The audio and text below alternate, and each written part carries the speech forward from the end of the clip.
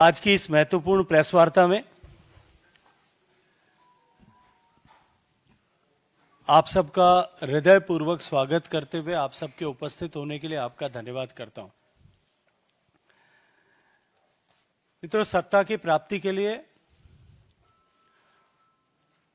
और नैतिक अनैतिक रूप से प्राप्त की गई सत्ता पर किसी भी तरह से काबिज बने रहने के लिए, अनैतिक रास्तों से चुनाव जीतने के लिए फर्जीवाड़ा, छल और कपट करके सत्ताओं को हासिल करने का खेल कांग्रेस ने हमेशा से खेला है। मैं कुछ ऐतिहासिक दृष्टांतों के माध्यम से आप सबका ध्यान आकर्षित करना चाहता हूं कि किस तरह से आजाद भारत के इतिहास में कांग्रेस पार्टी ने विभिन्न चुनावों में विभिन्न नेताओं के तत्वावधान में अपने पक्ष में चुनाव के परिणाम को लाने के लिए किस तरह से वोटों का खेल किया था। 1952 के चुनाव में तत्कालीन नेता आदरणीय स्वर्गीय जवाहरलाल नेहरू जी के नेतृत्व में बैलेट बॉक्स जो भरे हुए थे उनमें नाइट्रिक एसिड डाल करके उन बैलेट बॉक्सेस में भरे हुए वोटों को, जहां जिनके चलते हुए परिणाम निगेटिवली इंपैक्ट हो सकता था, उनको नष्ट भ्रष्ट करने की घटनाएं अखबारों में छपी थी। उनके बाद के कालखंड में गांधी नेहरू परिवार ने एक बार फिर सत्ता में बने रहने के लिए जिस तरह से इंदिरा गांधी जी के चुनाव के समय में सरकारी संसाधनों का दुरुपयोग करने के साथ साथ में मतदाताओं को प्रभावित करने के लिए अनैतिक तरीकों का इस्तेमाल किया, जिस पर इलाहाबाद हाईकोर्ट ने उनके इलेक्शन को खारिज किया था, वो हम सब के संज्ञान में है। परिवार के तीसरे नेता राजीव गांधी जी जब कांग्रेस पार्टी का नेतृत्व कर रहे थे, उनके अपने मतदान क्षेत्र, अपने लोकसभा क्षेत्र अमेठी में जिस तरह से खुले आम बूथ कैप्चर हुए थे, लोगों को मतदान करने से रोका गया था अनैतिक तरीकों से, उसको लेकर के अमेठी में रीपोलिंग कराने की आवश्यकता पड़ी थी। रीपोलिंग न की जाए, इसको लेकर के उसे रोकने के लिए अनेक तरह के प्रयास किए गए। सोनिया गांधी जी, कल एक प्रश्न उनको लेकर के पूछा गया था और मैं आश्चर्यचकित हूं कि किसी भी विषय का तुरंत फुरत जवाब देने के लिए जो कांग्रेस पार्टी के सिपहसालार सामने आते हैं, 24 घंटे बीत जाने के बाद में भी कांग्रेस पार्टी में उस प्रश्न को लेकर के न परिवार की तरफ से और न पार्टी की तरफ से किसी तरह का कोई प्रत्युत्तर आया है। पूरी कांग्रेस पार्टी उस पर मौन साधे हुए। यह अपने आप में एक प्रश्न चिन्ह है कि 1983 में जब सोनिया गांधी जी को भारत की नागरिकता मिली थी, उससे 3 साल पहले बिना भारत का नागरिक हुए किस तरह से, किस कानून से, किस आधार से उन्होंने मतदाता सूची में अपना नाम दर्ज करा करके मताधिकार का प्रयोग किया था। राहुल गांधी जी जब से कांग्रेस पार्टी का नेतृत्व कर रहे हैं, हर ऐसे अवसर पर जब देश को एकजुट होने की आवश्यकता थी या हर एक ऐसा अवसर जब देश किसी विषय को लेकर के गर्व कर रहा था, तब उन्होंने विरोधी ताकतों या विदेशी ताकतों के साथ में गलबैयां करते हुए उनके साथ में अपने संबंधों को और अधिक प्रगाढ़ करते हुए भारत के विरोध में बात करने वालों की ताकत को और अधिक बढ़ाया। मैं सिर्फ कुछ विषय आपके संज्ञान में जो मैंने विषय रखे हैं उसके बारे में रखना चाहता हूं। 1952, 51 के चुनाव की चर्चा मैंने आपके सामने की कि प्रारंभ से ही गांधी नेहरू परिवार ने किस तरह से अपने अनुकूल परिणामों को प्राप्त करने के लिए मतदान प्रक्रिया के साथ में मतदाता सूची निर्माण से लेकर के चुनाव की पूरी प्रक्रिया को अपने पक्ष में परिवर्तित करने के लिए किस तरह का खेला किया था। पहले इलेक्शन ने बैलेट टेम्परिंग, वोट के लिए नोट या रिश्वतखोरी, वोटों का इंटिमिडेशन करना, अपने मन माफिक परिणाम लाने के लिए वोटों को अनैतिक रूप से कैंसिल करना, कैश फॉर बैलेट और बैलेट बॉक्सेस में एसिड डाल करके वोटों को प्रभावित करने का पाप किया था। जवाहरलाल नेहरू जी ने मौलाना अब्दुल कलाम आजाद साहब का चुनाव 1952 में रामपुर लोकसभा से जीता जा सके, परिणाम घोषित होने के समय में वोटों को डिस्ट्रिक्ट कलेक्टर को दबाव देकर के तीसरे उम्मीदवार विशन चंद्र सेठ के वोट सारे मौलाना आजाद को ट्रांसफर करा करके और उस चुनाव में उनको विजय दिलाई थी। ये सारा विश्व इस बात को जानता है। 1952 के चुनाव में बाबा साहब अंबेडकर लोकसभा में न पहुंचे, इसको लेकर के नेहरू ने पहले उनके सामने जो कैंडिडेट खड़ा किया, कम्युनिस्ट पार्टी के साथ में एक गठजोड़ बनाया और उसके बाद में भी चुनाव के परिणाम अनुकूल न आना पाते हुए 74,333 वोटों को उस समय में इनवैलिड डिक्लेयर कराया गया और 74,333 वोट इनवैलिड डिक्लेयर करने के चलते हुए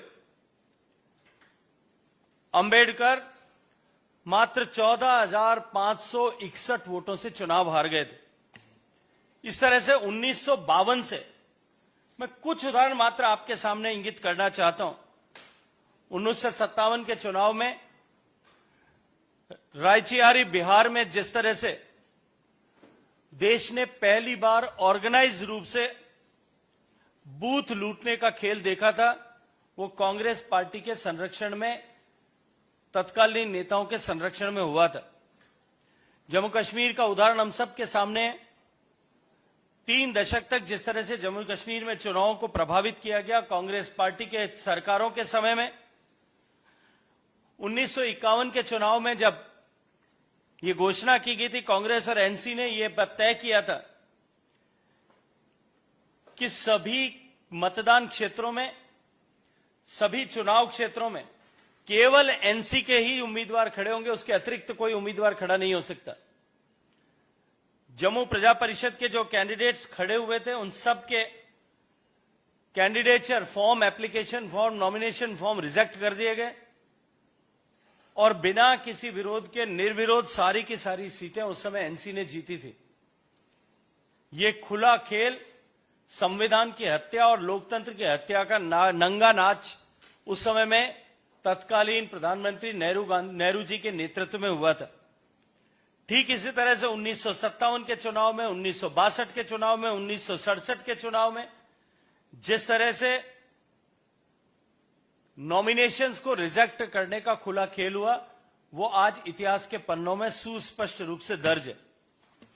इंदिरा गांधी जी के समय में, जैसा मैंने आपके सामने उल्लेख किया, अपने आप को चुनाव हारना ऐसा निश्चित मानते हुए, जहां एक तरफ चुनाव में सरकारी मशीनरी का दुरुपयोग किया गया, धन का दुरुपयोग किया गया, लेकिन उससे पहले भी 1963 से 67 के कालखंड में भी पैसा बहा करके और मसल पावर के आधार पर चुनाव जीतने का खुला खेल हुआ था। मैं याद दिलाना चाहता हूं कि यहां ज्यादातर आप सब युवा पत्रकार मित्र बैठे हैं। यदि पुराने अखबारों को या पुराने लोगों से आप चर्चा करेंगे तो आप पाएंगे कि उस समय एक नारा हुआ था कि सहाय से नोट लो और महामाया को वोट दो। इंदिरा गांधी जी को वोट चुनाव जिताने के लिए खुलेआम ये नारा पब्लिकली लगाया जाता था कि सहाय जो उनके चुनाव का संचालन करने वाले थे कि उनसे नोट लेकर के और महामाया को यानी इंदिरा गांधी जी को वोट देना है। ठीक इसी तरह से 1969 के चुनाव में भी बूथ कैप्चरिंग और वोटर्स को अनैतिक रूप से प्रभावित करने और इस तरह की मेल प्रैक्टिसेस को उस समय के सीईसी श्री एसपी सेन वर्मा ने रिकॉर्ड किया था। 1972 के चुनाव में जिस तरह से इंदिरा गांधी जी और गृह मंत्री केसी पंत ने बंगाल और जम्मू कश्मीर के चुनावों को अनधिकृत रूप से प्रभावित किया था, आज वो कांग्रेस पार्टी संविधान का संरक्षण और लोकतंत्र के संरक्षण की बात कहकर के संविधान की पुस्तक को जेब में लेकर के घूम रही है। जिस तरह से कांग्रेस पार्टी के शासनकाल में, उनके नेतृत्व में, उनके संरक्षण में 60 के दशक से लेकर के 70 के दशक तक हम सब लोगों ने, और आप चाहें तो YouTube पर इसके बहुत सारे वीडियोस आपको सबको देखने को मिलेंगे, उस कालखंड की मूवीज में भी आपको देखने को मिलेगा कि किस तरह से बूथ कैप्चरिंग की एक इकोनॉमिक वर्टिकल उस समय देश के बहुत सारे प्रांतों में खड़ा हो गया था। इंदिरा गांधी जी का जब चुनाव, इलाहाबाद हाईकोर्ट ने ये तय करते हुए, प्रमाणित मानते हुए कि ये चुनाव अनैतिक साधनों के तहत जीता गया है, जब चुनाव खारिज कर दिया गया था, तब देश ने लोकतंत्र की हत्या का वो काला अध्याय देखा और देश में इमरजेंसी थोप करके देश के नागरिकों को लोकतंत्र और संविधान के द्वारा प्रदत्त मौलिक अधिकारों से वंचित कर दिया गया था। प्रेस और मीडिया की स्वतंत्रता को बाधित कर दिया गया था और देश ने वो लोकतंत्र हत्या का नंगा नाच उस समय में देखा था। 77 में सरकार बनने के बाद में भी कांग्रेस पार्टी के संरक्षण में जिस तरह से डुप्लीकेट बैलेट्स के माध्यम से चुनाव प्रभावित किए जा सकते हैं, इसको लेकर के जनता पार्टी ने आवाज उठाई थी, आसाम जनता पार्टी ने आवाज उठाई थी। वो सब रिकॉर्ड आज भी जो है, वो दस्तावेज आज भी सुरक्षित हैं। राजीव गांधी जी के चुनाव में, जैसा मैंने आप सबके सामने उल्लेख किया कि 1989 के चुनाव में इलेक्शन कमीशन ने 97 पोलिंग बूथ्स पर अनैतिक तरीके से वोटर्स को प्रभावित करने, रोकने या बूथ कैप्चरिंग होने के आरोपों के प्रमाणित मानते हुए वहां रीपोलिंग का आदेश दिया था। ठीक इस तरह की घटनाएं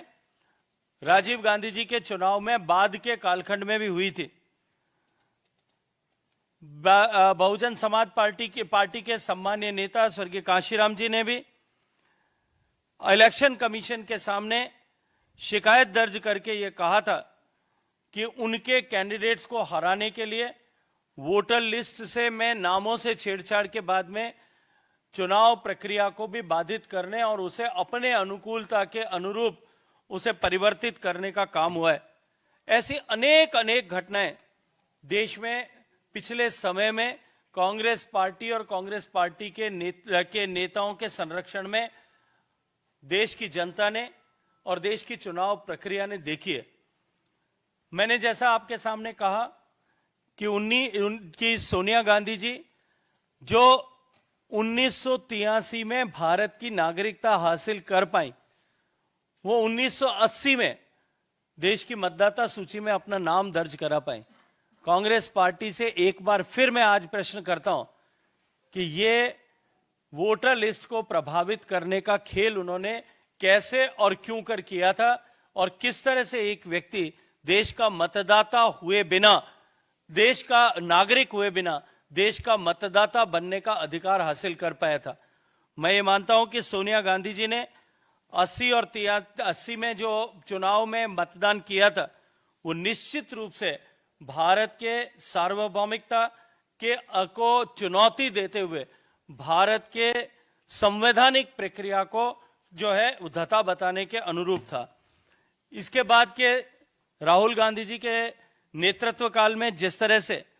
कांग्रेस पार्टी ने हर उस क्षण में जब भारत कहीं गर्व कर सके, जिस विषय पर भारत गर्व कर सके, उस विषय पर भारत को नीचा दिखाने के लिए या तो संदेह के बादल पैदा किए, और हम सब ने देखा, आप सबकी जानकारी में है कि किस तरह से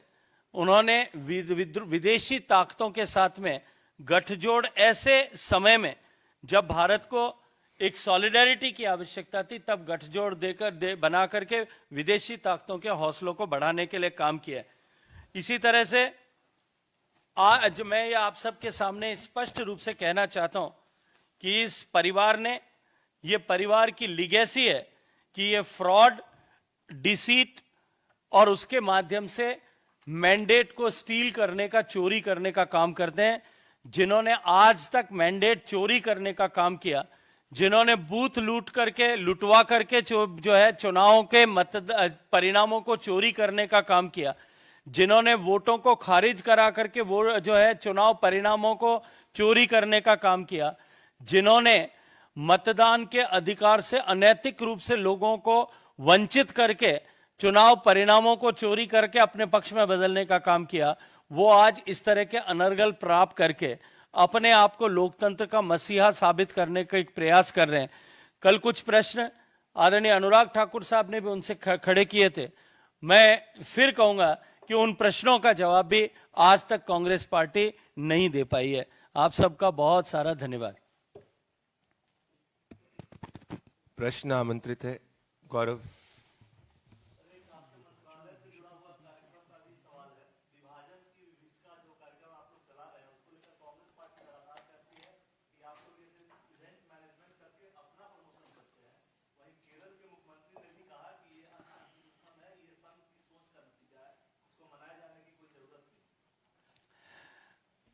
देखिए, पहले तो मैं स्पष्ट करना चाहता हूं कि यह मंत्रालय का कार्यक्रम नहीं है। विभाजन की विभीषिका इस देश के नागरिकों के लिए हमेशा स्मृति में बनी रहे, ऐसी एक घटना है।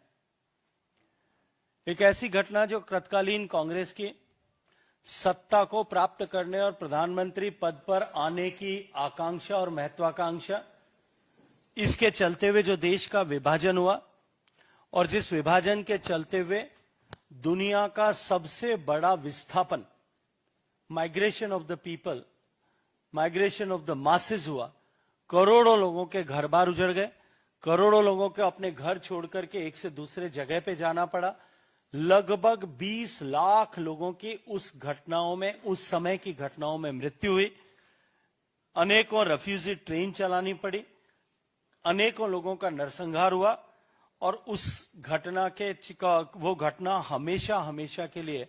भारत के इतिहास में एक काले अध्याय के रूप में अंकित हुई। सत्ता के लालच में,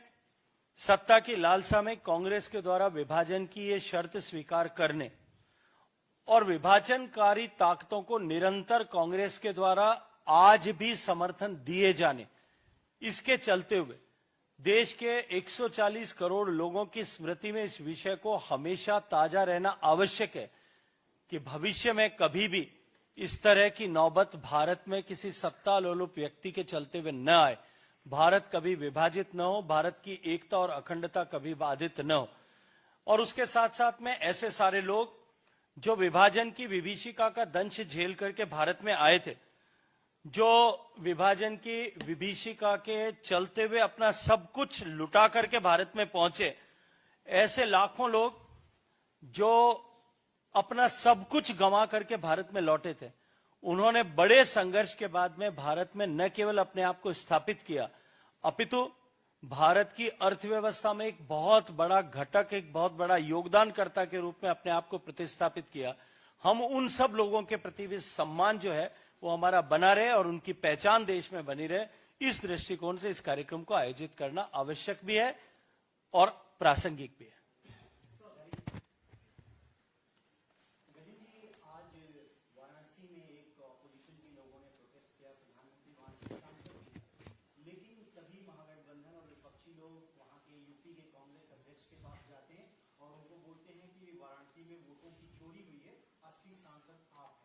चुनाव आयोग ने जीतने का प्रमाण दिया, वो प्रधानमंत्री हैं, लेकिन वहां सांसद किसी और को डिक्लेयर कर रहे हैं। देखिए, मुझे लगता है कि किसी और के सांसद डिक्लेयर करने से ऐसी स्थिति में कहीं परिवर्तन हो नहीं सकता। जिन लोगों की जैसी भावना होती है उनको वैसा ही दृश्य दिखाई देता है। इन लोगों की भावना, क्योंकि इन्होंने, जैसा मैंने कहा कि परंपरागत रूप से पीढ़ी दर पीढ़ी अपने पक्ष में चुनाव के परिणाम आए, अपने अनुकूल परिणाम हासिल करने के लिए इसी तरह से वोट रिगिंग और जो है इलेक्शन मैनेज करने के काम किए हैं, मुझे लगता है कि वो इसी तरह का परिदृश्य एक बार फिर उत्पन्न करके संदेह के बादल पैदा करना चाहते हैं। संजय जी। राहुल गांधी कांग्रेस पार्टी या तमाम अपोजिशन पार्टी की बात करें तो ये लोग लगातार चुनाव आयोग को निशाना बना रहे हैं। चुनाव आयोग को निशाना बना करके आखिर राजनीतिक रूप से क्या हासिल कर रहे हैं? देखिए, एक तरफ कांग्रेस पार्टी और कांग्रेस के नेता राहुल गांधी जी संविधान के संरक्षण का अभिनय करते हैं। संविधान की पुस्तक को, जिसे शायद उन्होंने पढ़ा नहीं है गंभीरता के साथ में, और वो जब वो चुनाव आयोग पर प्रश्न उठा रहे हैं तब वो और भी सिद्ध हो जाता है मेरा यह कहना, वो उसे जेब में घूम के लेकर के घूमते हैं, उसका अपमान करते हैं। दूसरी तरफ वो संवैधानिक संस्थाओं पर इस तरह के प्रश्न और संदेह खड़ा करके संविधान की व्यवस्थाओं को कमजोर करने और लोकतंत्र की भावनाओं का अपमान करने का काम करते हैं। जहां तक स्पेशल इंटेंसिव रिवीजन का विषय है, एक तरफ राहुल गांधी जी प्रेस कॉन्फ्रेंस करके ये कहते हैं कि किसी एक विधानसभा क्षेत्र में उन्होंने किसी एक, जिसको वही जानते हैं, उन्होंने किसी एक ऐप के जरिए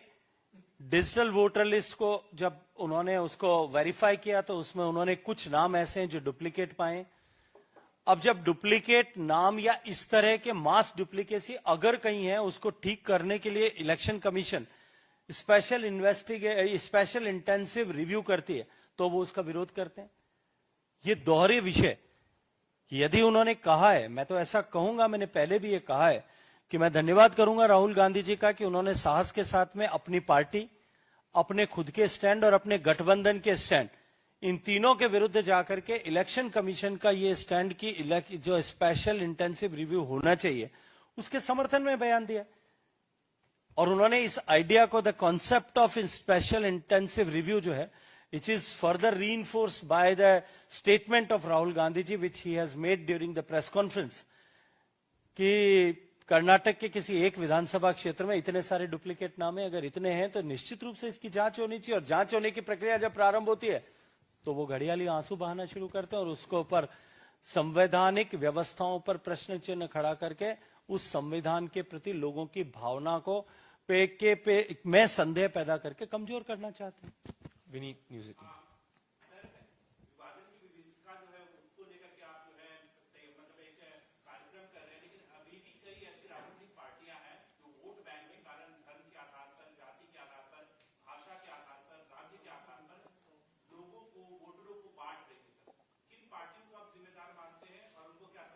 देखिए, मैं किसी पार्टी विशेष का नाम लूं उसकी आवश्यकता नहीं है। आज देश जानता है किस तरह से जाति के नाम पर, बोली के नाम पर, भाषा के नाम पर, अमीर गरीब के नाम पर, ऊंच नीच के नाम पर, जाति के नाम पर, पूजा पद्धति के नाम पर बांट करके अपने मतों को बढ़ा करके उनके बीच में विद्वेष पैदा करके किस पार्टी ने आज तक सत्ता में 55 साल तक बने रहने में सफलता प्राप्त की, सारा देश इस बात को जानता है। इसलिए मुझे लगता है कि इस प्रश्न में के लिए मुझे किसी तरह का खुलासा करने की आवश्यकता नहीं है। एक सेकेंड।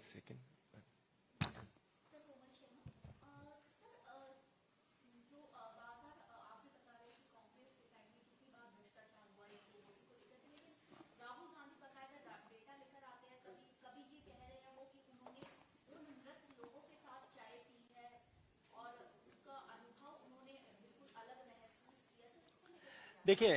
मैंने जैसा अभी कहा, वोटर लिस्ट को बनाने की प्रक्रिया संविधान प्रदत्त व्यवस्था के अनुरूप इलेक्शन कमीशन के देखरेख और उसके बनाए गए एसओपी के तहत होती है। अगर वोटर लिस्ट में कहीं भी किसी नाम की गलत एंट्री है, किसी के उम्र को लेकर के वो प्रश्न चिन्ह खड़े कर रहे हैं, किसी के होने या न होने को लेकर के प्रश्न चिन्ह खड़े कर रहे हैं, भारत के संविधान के बनाई गई व्यवस्था के अनुरूप वोटर लिस्ट को दुरुस्त करने की प्रक्रिया है। कोई भी वोटर लिस्ट में यदि मेरे नाम के आगे अंकित कोई सूचना गलत है तो मुझे जिम्मेदार नागरिक के नाते मेरी जिम्मेदारी है कि मैं उसकी बनाई गई व्यवस्था के अनुरूप उसको करेक्ट कराने के लिए अप्लाई करूं। किसी का गलत नाम यदि जुड़ा है, वोटर लिस्ट जब प्रकाशित होती है तब गलत नाम जुड़ा या गलती से छूट गया नाम, इन दोनों को दुरुस्त करने की प्रक्रिया, उसके लिए फॉर्म 6 भरना पड़ता है। अगर उसके बाद में भी उसे दुरुस्त न किया जाए तो उसके बाद में या किसी का नाम गलत तरीके से हटाया जोड़ दिया जाए तो उसकी 3 बार उसको ठीक कराने की व्यवस्था है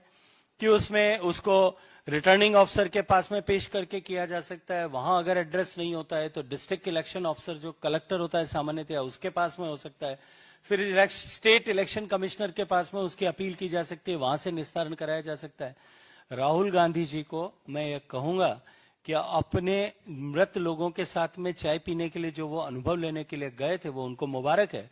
लेकिन उनको एक जिम्मेदार पार्टी का लीडर होने के नाते देश की पुरानी और ऐसी पार्टी जिसने 55 साल चाहे नैतिक अनैतिक तरीकों से किसी भी तरह से सत्ता प्राप्त की होगी या सत्ता में बने रहे होंगे, कम से कम अब जब देश शिक्षित युवाओं का देश है, देश उनसे अपेक्षा करता है कि वो अपने पार्टी के काडर को इसके लिए एजुकेट करें कि वो जाकर के अपने पार्टी के जो है कार्यकर्ता बीएलएज उनके जाकर के वोटर लिस्ट के दुरुस्तीकरण करने के लिए ठीक से संविधान प्रदत्त प्रक्रिया के अनुरूप काम करें। सर, चुनाव आयोग ने आज एक सूची जारी की है। उसने कहा है कि 14 दिन हो गए हैं एसआईआर का फर्स्ट ड्राफ्ट आए, अभी तक एक भी आपत्ति किसी राजनीतिक दल की नहीं है। इसको लेकर तो ये अपने आप में प्रमाणित है। मैं तो फिर कहूंगा कि जिन लोगों को इससे कष्ट हो रहा है, जो लोग इसको लेकर के संसद की प्रक्रिया को बाधित कर रहे हैं, सड़कों को रोक रहे हैं, उन लोगों को जाकर के इस प्रक्रिया में हिस्सा लेकर के और वोटर लिस्टों को जो है मैं कहीं कोई उनकी किसी तरह की आपत्ति वो दर्ज कराना चाहिए। Last question. कांग्रेस ने राहुल गांधी ने ऐलान किया है कि 17 अगस्त से बिहार से वोटर अधिकार यात्रा निकालेंगे और सीधी लड़ाई लड़ेंगे वोट चोरी के खिलाफ, जबकि इलेक्शन कमीशन अभी भी स्पष्टीकरण कर चुका है कि फॉल्स नैरेटिव न फैलाए। आप इसको कैसे देखते हैं? देखिए, मुझे लगता है कि फॉल्स नैरेटिव फैलाने के विरुद्ध जिस तरह से माननीय सर्वोच्च न्यायालय ने राहुल गांधी जी को लेकर के जो टिप्पणी की है, शायद इन शब्दों में, इतने कड़े शब्दों में, इतने गंभीर शब्दों में कभी किसी राजनीतिक नेता के विरुद्ध ऐसे किसी विषय को लेकर के सर्वोच्च न्यायालय ने टिप्पणी नहीं की होगी। लेकिन उसके बाद में भी यदि कोई न समझना चाहे तो मुझे लगता है कि आने वाले समय में अपने आप ही व्यवस्था उसका निस्तारण तो करेगी। लेकिन मैं फिर कहूंगा कि ये आज डिजिटल युग में पढ़े लिखे युवाओं का देश भारत जो है, वो सब इस विषय को, इन सारे विषयों को देख रहे हैं और चुनाव में समय आने पर ऐसे सारे विषयों का ठीक से जवाब देंगे। ऐसे सारे झूठे नैरेटिव्स गढ़ने, चाहे वो सर्जिकल स्ट्राइक के समय में किए गए संदेह हो, खड़े किए गए संदेह हो, चाहे वो एयर स्ट्राइक के समय खड़े किए गए प्रश्न चिन्ह हो, चाहे वो भारत जब गर्व कर रहा था और पूरा विश्व भारत की तरफ आशा की दृष्टि से देख रहा था, कोविड के समय में भारत के वैज्ञानिकों के द्वारा बनाया गया टीका हो जिसने मानवता के को बचाने के लिए बड़ा योगदान किया, उसको लेकर के जिस तरह के प्रश्न चिन्ह खड़े किए गए हों, भारत की परंपराओं के प्रतीक सेंगोल को लेकर के जब प्रश्न चिन्ह खड़े किए गए हों, हमेशा ही जब उन्होंने प्रश्न चिन्ह खड़े किए, लेकिन उसके प्रत्युत्तर में देश की जनता ने उनको वोटों के हिसाब दिया है और वोट की चोट से उनका जो है ऐसे सारे प्रश्नों का जवाब दिया है और उसके चलते हुए वो सिमटते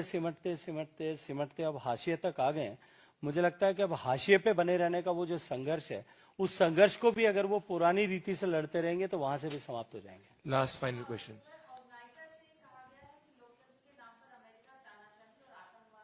ये इस मुझे लगता है इसको छोड़ने, इस प्रश्न पे कोई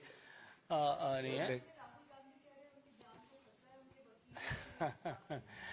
मुझे लगता है कि हास्यास्पद बातों के लिए यहाँ मुझे टिप्पणी नहीं करना चाहिए, लेकिन इतना अवश्य कहूंगा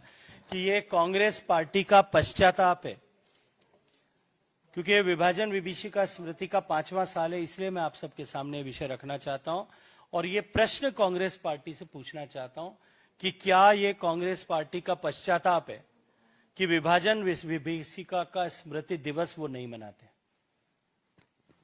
क्योंकि जयराम रमेश साहब ने जब इस पर टिप्पणी की थी तब अपने ट्विटर हैंडल पर उन्होंने लिखा था कि ये दर्दनाक दिन है जिसको याद करने की आवश्यकता नहीं है। लेकिन मैं ये पूछूंगा कांग्रेस पार्टी से कि क्या वो ये मानते हैं कि इस दर्दनाक अध्याय को लिखे जाने के लेखक और पटकथा के रचयिता कांग्रेस पार्टी और उसका का नेतृत्व था, इसलिए वो इस विभाजन की विभीषिका के दिवस को नहीं मनाते और अपनी ऐतिहासिक भूल को, जिसके चलते हुए देश को इस बड़ी पीड़ा से गुजरना पड़ा, भारत माता के दो बाजू भारत माता से कटे,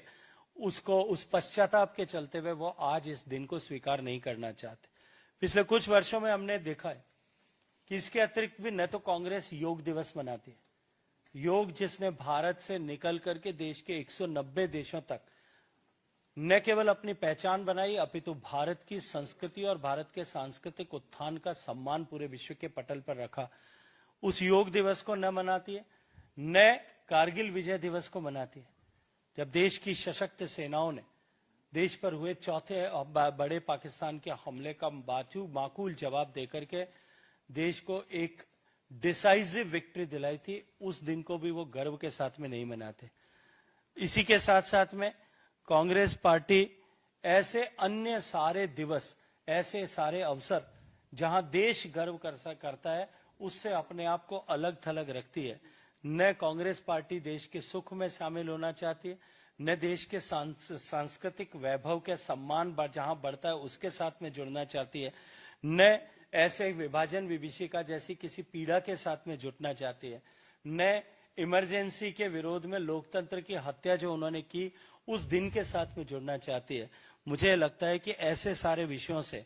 कांग्रेस पार्टी अपने आप को अलग थलग रख करके, क्योंकि वो इन सब के कारक थी और ऐसे भारत का सम्मान जिस सब जगह पर बढ़ता हो उसके साथ में वो नहीं जुड़ना चाहती, ऐसे विषयों के साथ ऐसे वो दूरी क्यों बनाते हैं, ये प्रश्न मैं आप सब के लिए, कांग्रेस पार्टी के लिए, आप सब के लिए छोड़ करके आज की इस बात को समाप्त करता हूं। बहुत बहुत धन्यवाद, शुक्रिया। चलो भाई, ये आपके पेपर्स।